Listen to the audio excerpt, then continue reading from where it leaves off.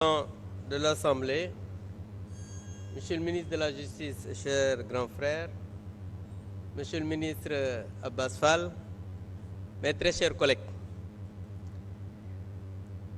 Très chers collègues Amadou Ba, je ne voterai pas votre projet de loi, votre proposition de loi.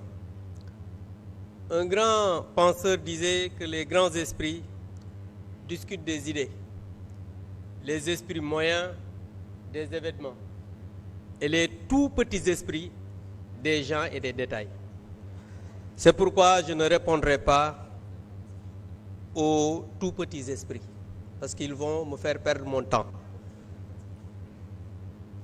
Très chers collègues, en réalité, cette loi n'est pas une loi interprétative, mais une loi qui modifie la loi portant amnistie.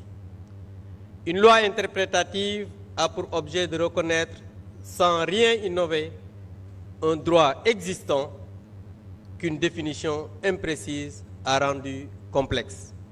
En résumé, la loi interprétative précise juste l'intention du législateur sans remettre en cause les dispositions de la loi initiale.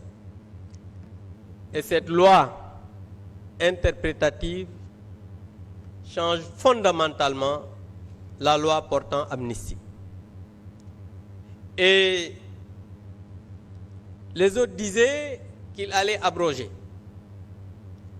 Certains disaient non, il fallait enlever totalement la loi.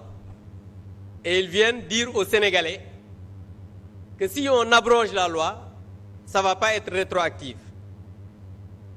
Mais on peut écrire noir sur blanc dans une loi que cette loi va être rétroactive.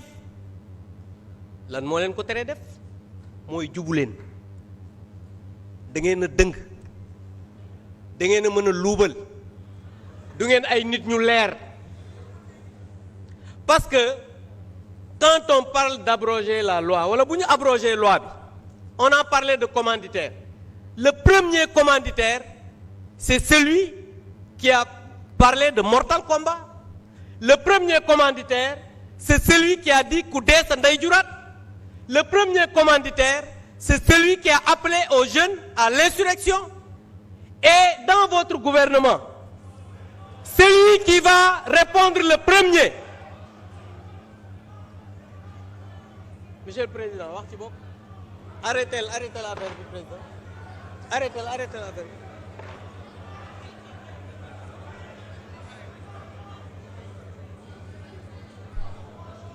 J'invite les gendarmes à évacuer toute personne qui perturbe.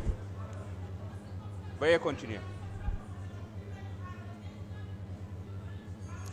Mané, le premier commanditaire, c'est le Premier ministre Ousmane Sonko.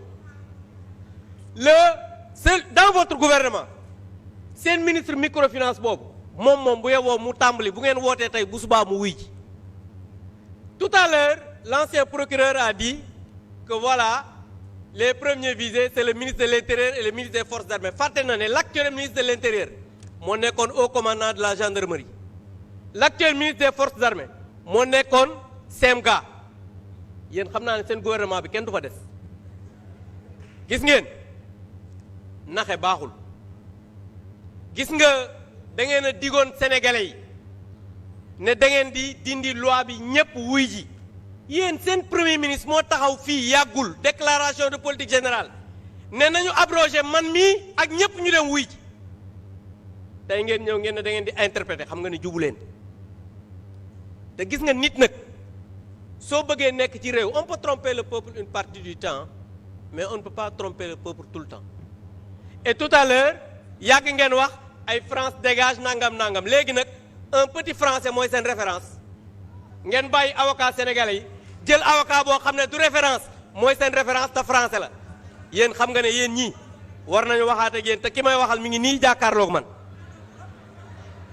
Donc je pense que vous avez tout le temps trompé les Sénégalais mais vous savez que les Sénégalais ne vous suivront pas parce que da ngeen a dëng jubu leen. Je vous remercie.